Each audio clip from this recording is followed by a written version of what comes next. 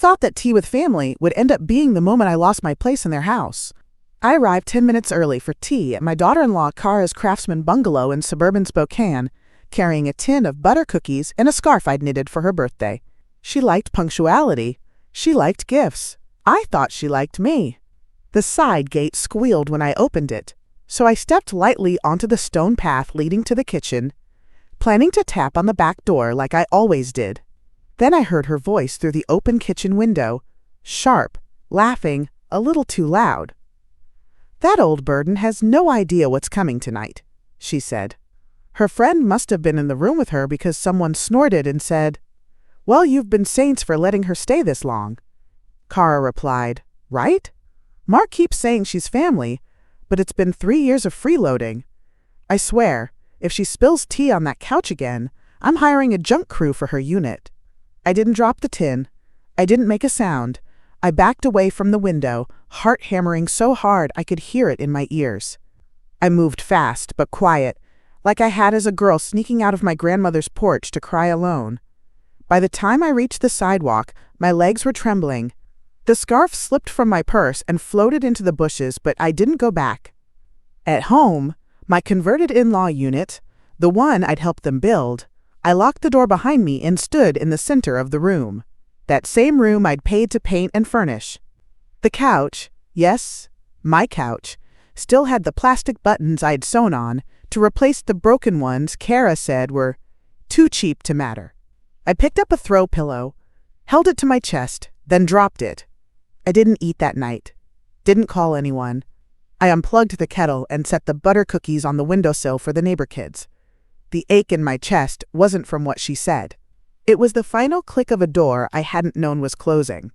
The next morning, I sat in my backyard garden, leaves crunching underfoot, coffee cooling beside me, thinking about how at 66, widowed and retired after 32 years as a high school registrar, I'd built a dignified, private life that suddenly felt like a stage for someone else's scheme.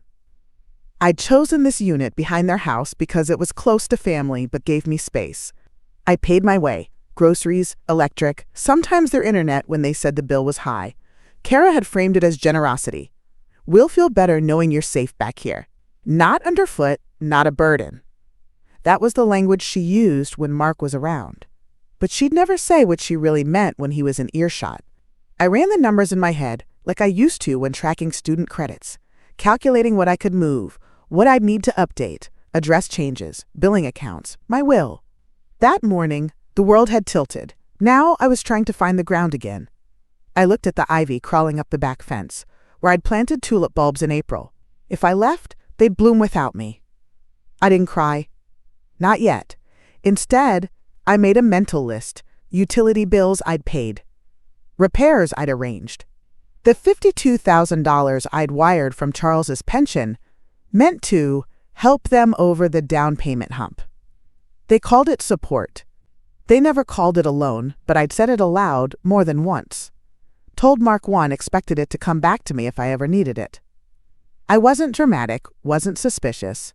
Just a mother trying to be wise with what her husband left behind. The mug had gone cold. I set it down on the step and went back inside. The floorboards creaked in the corner, the one Kara said might need updating someday. I'd fixed the leak under that window myself.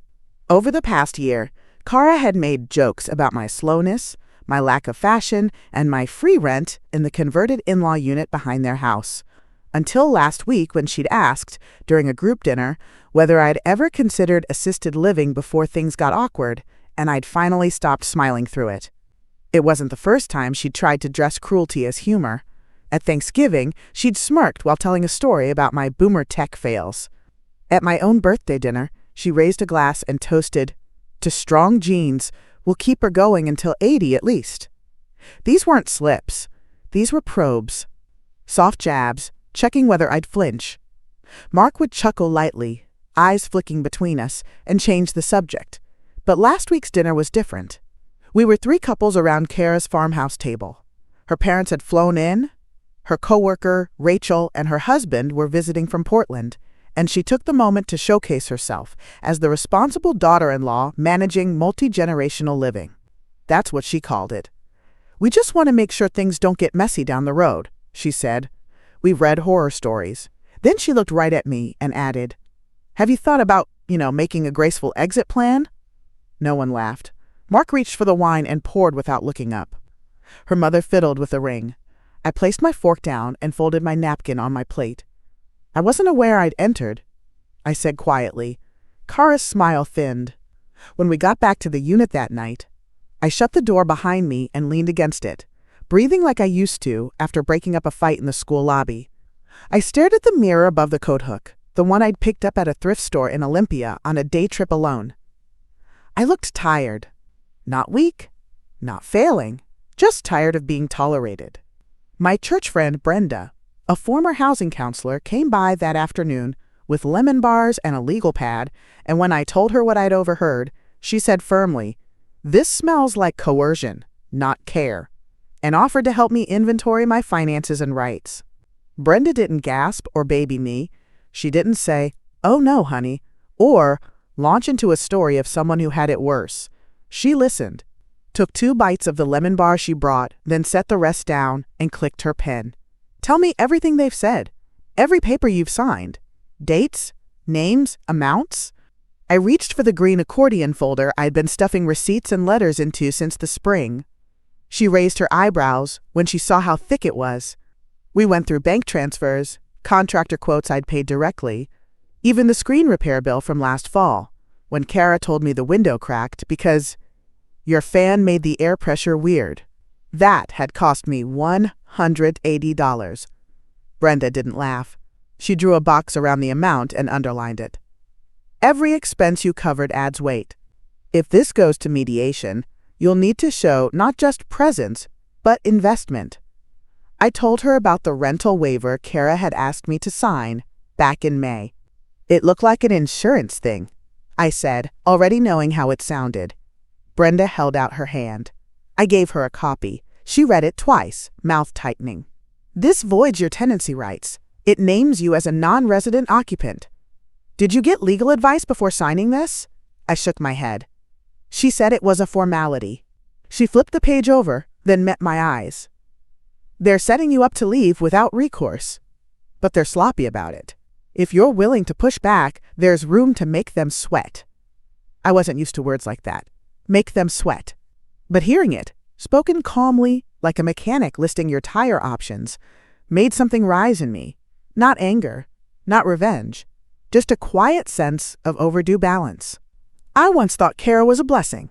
Smart, career-minded, and good for my son Mark, who I'd supported through 2 layoffs and 4 years of night school to get his business degree. So I'd contributed $52,000 from my late husband's pension to help them buy this house. It wasn't a rash decision. Mark had cried when the offer almost fell through. "We're so close, Mom, just this gap and we've got it." I didn't want him to lose something he'd finally worked toward. Kara had come over with mortgage paperwork and brownies, saying she'd already picked out paint colors for the guest room. "We'll finally have a proper place to host you," she'd said, kissing my cheek. That money, Charles's pension lump sum, had sat untouched in a credit union CD. I broke it early and wired it to their joint escrow account the next morning. No contract, just a promise. I told Mark it was a loan. I said it gently, not as a demand, but so it would be remembered. "When you're both settled," I'd said. "Not soon, just eventually." He nodded, said he understood.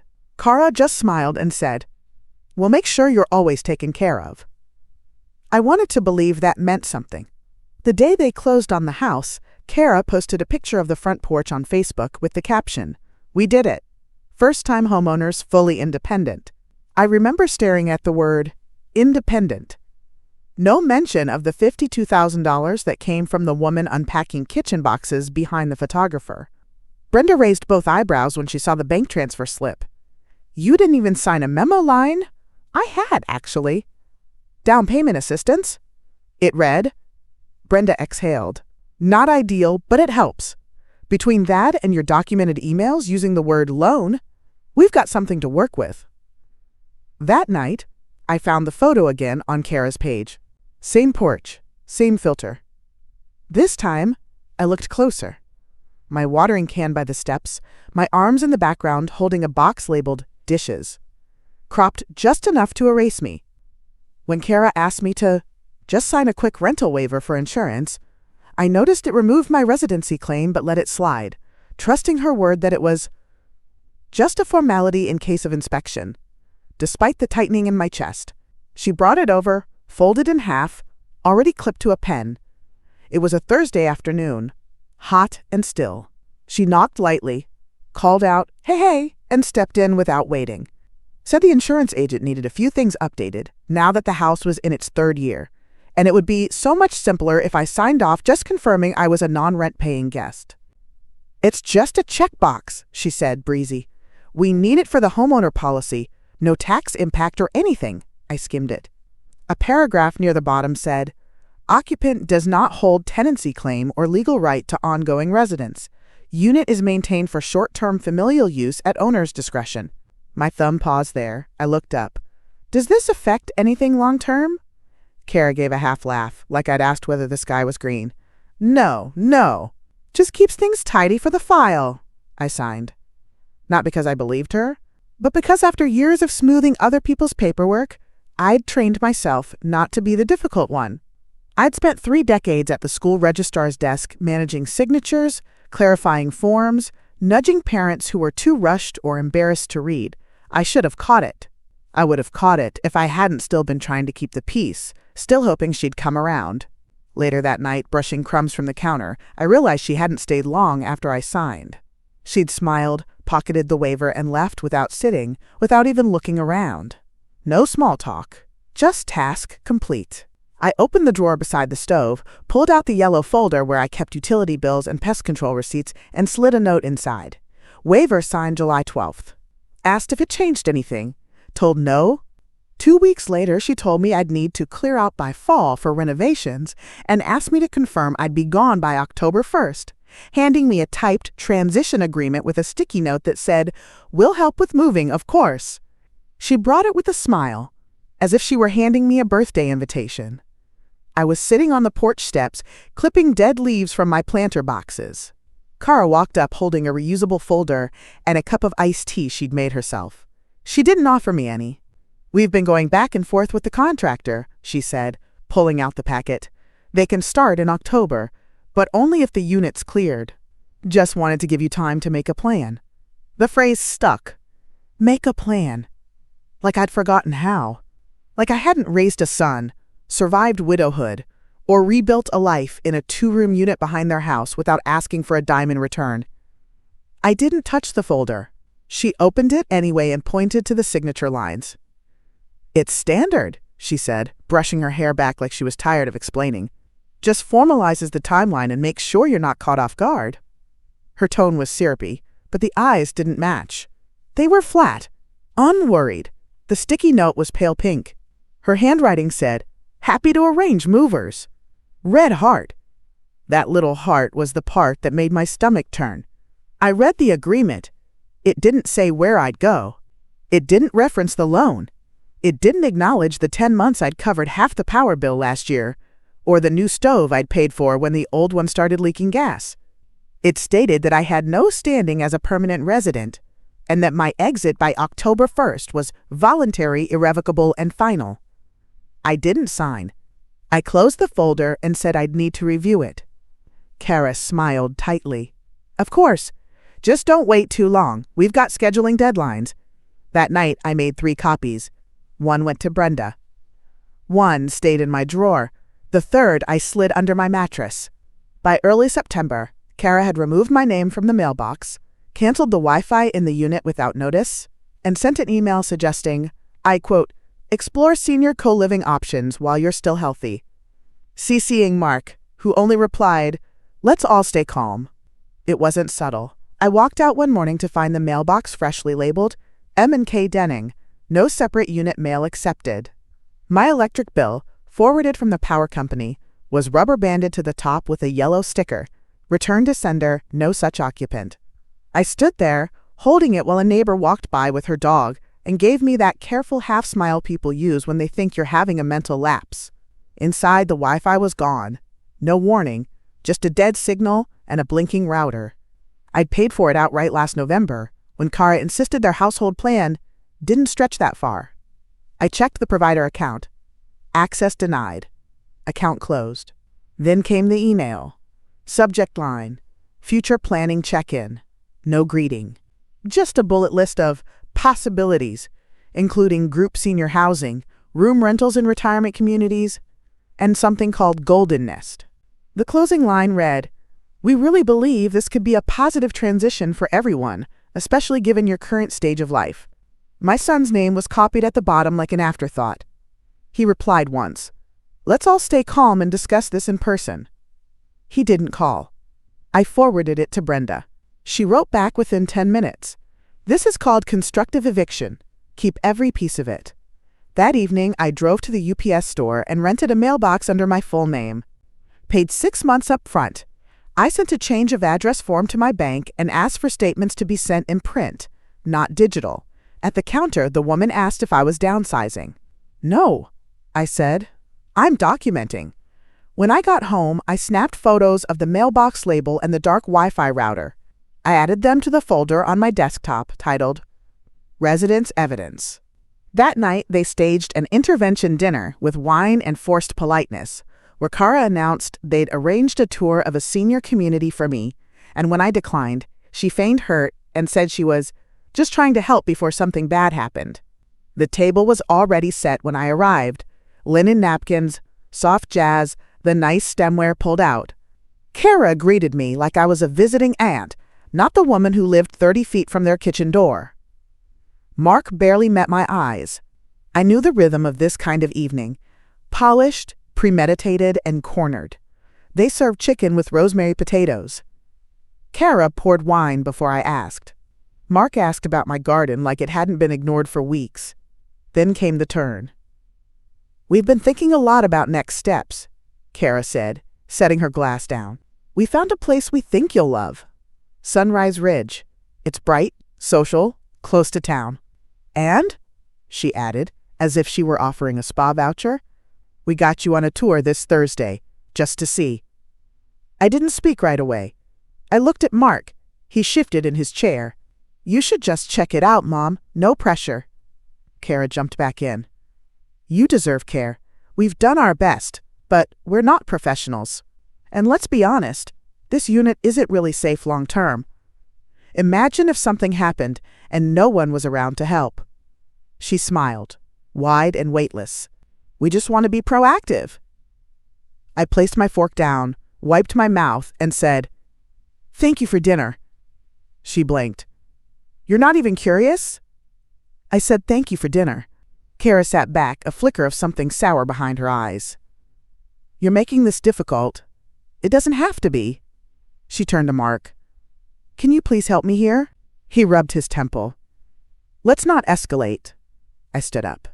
"I won't be attending that tour, and I won't be leaving until we come to an agreement that honors what I've put in." The air went tight. The music kept playing. The next morning, I sat in the public library with a manila folder and made a quiet, final decision. I would no longer be handled. I would be heard, and I would fight not to win affection, but to reclaim my ground. I chose the far corner near the genealogy stacks.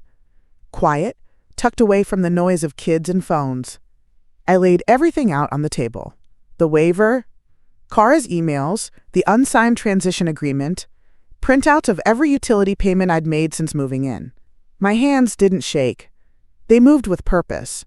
I'd spent years sorting other people's messes behind the registrar's desk. This was no different, except this time, I was fighting for my own name. I started with the folder labeled Proof, highlighted the rental waiver, marked the language that stripped me of residency. Next to it, I placed the email where Kara had told me, just a formality for insurance. I underlined it in red. I stapled it to my handwritten notes. If they wanted to call this a misunderstanding, they'd have to explain a whole stack of contradictions. I rewrote every financial contribution I could remember, each one attached to a receipt, a transfer, or a text. The down payment. The new stove.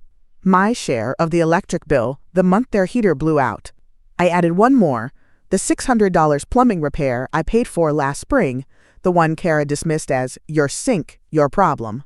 When I was done, I walked up to the front desk and asked the librarian for a notary referral. She handed me a pamphlet and pointed to 2 offices nearby. I thanked her, then walked to the copier and duplicated everything. 2 full sets, each clipped and labeled. On the way out, I picked up a tenant rights booklet Brenda had mentioned. I didn't open it in the car. I just held it on my lap for a moment and looked straight ahead through the windshield, letting the weight of it settle in my hands. I closed my joint account with Mark, halted automatic transfers for groceries and utilities, and opened a new credit union account in my name only, with Brenda's help and a notarized affidavit of financial separation. The teller didn't blink when I handed her the affidavit. She took it like she'd seen 10 more that morning and slid it into the stack of documents beside her keyboard. "Do you want to transfer your balance now or wait for the closeout?" I told her now. I didn't want anything left tied to that name. Not the account number, not the monthly withdrawals, not even the overdraft protection I'd added for Mark's benefit after his last job loss. The balance wasn't large. I hadn't made that mistake. The grocery money I'd been pitching in for their household shop, gone. The $60 auto transfer for shared utilities, gone. That account was where I paid from when Kara sent the group text about a tight month and asked if I could spot the water bill. That was the card she used when she ran to Costco and said, "I'll just put it on yours since it's mostly your stuff." I hadn't corrected her. Brenda came with me. She stood quietly beside me in her pressed slacks and cardigan, watching each form get stamped. She didn't gloat. She just made sure every field was filled correctly and every receipt was printed twice. When the account manager asked if I'd like to keep a joint backup signer, I said no, flat and final. Her eyebrows rose slightly. Then she nodded. Outside, in the parking lot, Brenda handed me a reusable envelope for the new paperwork. "Keep this in a different place than your usual file," she said. "If it goes sideways, this is your firewall." I didn't ask what sideways looked like. I already knew. Back home, I logged into the old bank one last time and deleted Mark from the login alerts. I removed the account from my phone and placed the new debit card in my wallet. No more shared tabs. No more just for now spending. We pulled the property records. The $52,000 I'd wired from my savings had been listed as a gift on their mortgage application, but emails showed I'd said loan repeatedly. Brenda helped me organize them into a binder with timestamps and printouts. She brought her hole punch and sticky flags like we were prepping for a small claims battle, not a family reckoning. The binder sat between us on my kitchen table, thick and plain, with a label on the spine that read simply, Housing Equity, MD. She wouldn't let me name it anything softer. "This is evidence," she said, "not a scrapbook." We started with the wire transfer. $52,000 even. Dated, authorized, documented. I'd printed the bank confirmation along with my original text to Mark, going through now. "Just remember, this is a loan, not a gift. I'm trusting you." Kara never responded. Brenda flagged that with a red tab. "Silence isn't innocence," she said. The next page held the email where Kara had followed up about escrow. Her wording was careful. "We so appreciate your help, and this makes everything possible.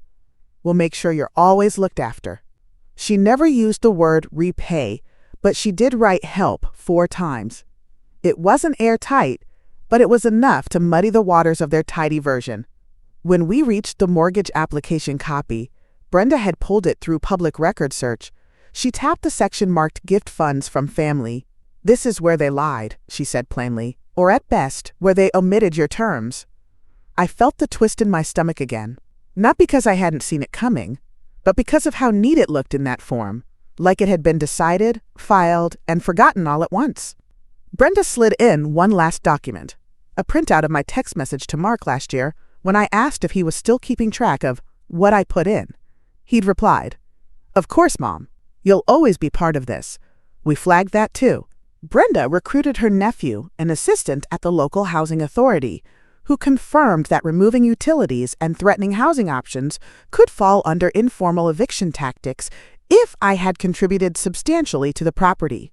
He met us at the diner off Argonne with a tablet already open, a quiet young man with sleeves rolled neatly at the wrist and a pen clipped to his collar. He didn't ask polite questions, just scanned the documents, nodded once, and said, "This meets the threshold for coercive displacement. You're not just a guest. They're treating you like a squatter they think won't push back." I didn't like the word squatter, but I understood why he used it. People only say guest when they want to strip you of standing. You're welcome until you're not. And once they've erased your paper trail, they count on you leaving quietly because your name's not on the deed. He walked us through the housing code. Utility shutoffs, sudden push-outs, pressure to vacate without formal notice. All signs of informal eviction when there's financial stake or verbal agreement. The waiver complicates things, he said, but not fatally.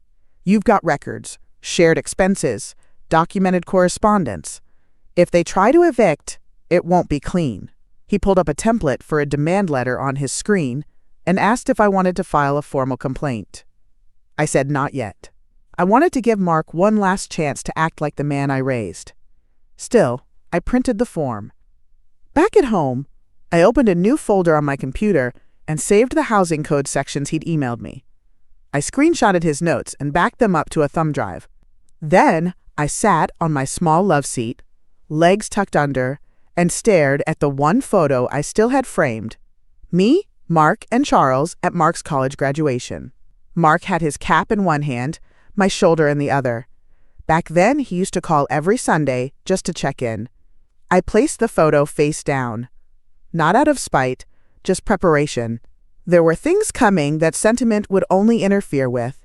I sent Kara and Mark a certified letter stating I would not vacate the in-law unit until a mediated agreement was reached, and that I'd be attending the upcoming neighborhood association meeting to discuss my rights as a co-resident. I mailed it from the main post office downtown, not the little branch near the house. I wanted the timestamp, the camera, the paper receipt, all of it traceable. The clerk handed me the stub and pointed to the red label. "You'll get a delivery confirmation within 3 days," she said. I nodded. I'd already scanned a copy of the letter before sealing it. In the letter, I spelled everything out clearly. No theatrics, no begging. I referenced my financial contribution, the shared utility history, the waiver signed under false pretenses. I stated plainly that until a written, mediated resolution was reached, I would not vacate, and any attempt to remove me by force or disruption would be recorded and reported. At the end, I added one line Kara would hate. I will also be attending the October 3rd HOA meeting to share my perspective as a long-term resident. That was the lever. She loved the illusion of polish. Community standing, curated hospitality, the version of herself that baked muffins for block events. She didn't want her name discussed in terms like displacement and informal eviction, especially not in a room where she'd once been voted onto the landscaping committee. By the time I got home, I'd received the email confirmation. USPS tracking active. Brenda texted a thumbs up and a reminder. Bring the binder to the meeting. 3 clean copies. I added it to my checklist. That night, Mark knocked on the door but didn't come in. I opened it, and he stood there with his hands in his pockets, eyes tired. "You sent a letter," he said. "Yes." He nodded once. "You really want to do it this way?" "No," I said. "But I will." He didn't argue. Just turned and walked back toward the main house, shoulders low, like he'd finally realized I wasn't bluffing. 3 days later, Kara showed up at my door with a faux concerned smile and said, "Why are you involving outsiders?" before accusing me of making things ugly and warning me not to embarrass Mark in front of the community. She didn't knock, just stepped inside like she still owned the air in my rooms. I was sitting at my table with the binder open, highlighting section headers in the housing code printouts. She closed the door behind her with too much care, like she was staging a visit, not making one. "I read your letter," she said, folding her arms. "Was all that really necessary?" I didn't answer. She waited. When I didn't fill the silence, she shifted tones. "Look, I understand you're upset. But this is going too far. Certified mail? Legal language? HOA meetings?" Her voice dropped, almost sweet. "We're family." "No," I said. "We're co-owners in a debt you've chosen to pretend doesn't exist." That got her. Her jaw tensed. "This doesn't have to be hostile," she said. "But dragging our names through the neighborhood? Making it public? That's not going to make anyone sympathetic.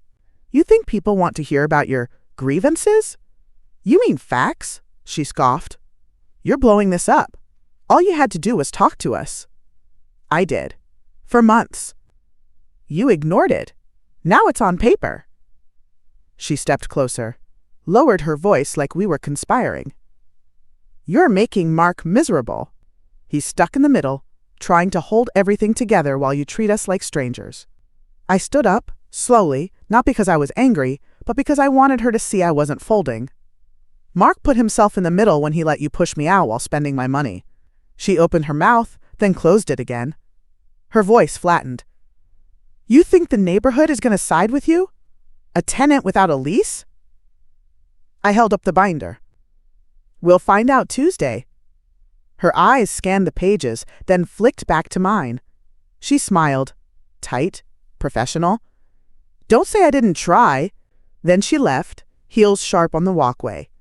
I turned the lock behind her, then opened a new tab on my computer. Housing mediation request. At the October Association meeting in the church hall, with Mark seated stiffly beside her, Kara stood up to declare she'd be repurposing the unit soon, and I calmly followed with a prepared statement and binder of documentation, handing copies to the HOA president and a local housing advocate I'd invited.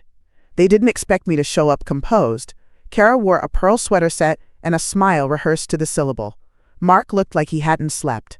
I waited until she finished her little speech, full of language like property upgrades, future-facing adjustments, and light family transitions. Not once did she say my name. When she sat down, I rose and walked to the front table. No hesitation. I handed out the binders, one to the HOA president, one to the guest advocate I'd contacted the week before, and one for the meeting record. Then I spoke. I've lived in that unit for 3 years. I contributed over $50,000 to the purchase of the home and have covered ongoing expenses since. I was told this was my retirement option and that I'd always have a place there. There was no lease because we operated on trust. I have proof of that trust.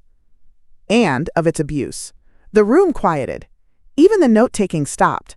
I explained the sudden cutoffs, utilities, mail, digital access, and the attempt to push me out under the guise of renovation. I pointed to the document Kara had asked me to sign under false pretenses, and included the email trail surrounding it.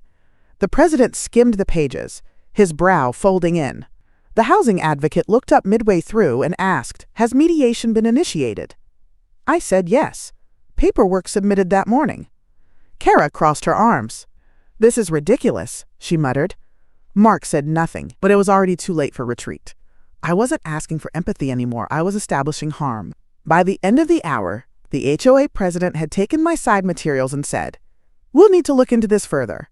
The HOA president examined my receipts, dated loan messages, and utility split logs, then turned to Kara and said, "If this stands as presented, you owe her tenancy protection or repayment. Either way, this won't fly as is." She blinked like she hadn't heard him right, then gave a tight laugh like she was humoring a bad joke. "We've been more than generous. She's had 3 years without rent." Her voice stayed even, but I saw her hands gripping the chair arms. Mark looked down at the table. The president didn't flinch. "I don't see generosity in the paperwork," he said. "I see co-investment. I see financial dependence created and then denied." The housing advocate beside him tapped the binder. "If even half of this holds under review, she has a claim, not just to remain, but to recover damages." Kara opened her mouth again, but no one gave her the floor. The room had turned. She wasn't speaking from a pedestal anymore. She was explaining, defending, sweating. The HOA secretary scribbled faster. Mark finally spoke, voice low. "Can we resolve this privately?" The president answered for me. "You've had that chance." It was the first time I felt the weight shift. Not because I'd won anything, not yet, but because their version of events was cracking in front of other people. Witnesses mattered. Documents mattered. I had both. After the meeting, Brenda squeezed my hand so tightly my knuckles ached. We didn't talk until we were outside. She just said, "They thought they could control the narrative." I nodded. "Now they're part of mine." Back at the unit, I found a voicemail from the mediation office. Initial session scheduled in 10 days. I saved it, then typed a note for the binder. Public validation matters. Pressure applied. Keep going. By Thanksgiving, I had a signed settlement granting me $64,000 in repayment, 6 months of secured housing elsewhere, and a notarized apology from Kara, along with a fresh set of apartment keys in my pocket and a handwritten card from Mark that simply read, "I'm sorry." I see it now. The mediation didn't last long. Once the advocate laid out my file, every receipt, every text, every flagged clause, Kara stopped interrupting. Mark looked gutted. He signed without speaking. The settlement was clear. Repayment in full, plus 6 months of transitional housing arranged by the Housing Authority. No claims against me, and my name formally acknowledged as a co-contributor. Kara's apology was typed, brief, and legally scrubbed. But at the bottom, she'd written a single line in her own hand. "I underestimated you." That, at least, was true. I moved into my new apartment the Tuesday before Thanksgiving. A second-floor unit with good windows, my own name on the lease, and no one else's keys. Brenda helped hang the curtains. The lemon bars came later. Mark's card arrived folded inside the final check. 5 words. No excuses. I placed it in the drawer next to Charles's W-2 and the down payment receipt, proof of what I'd given and what I finally reclaimed.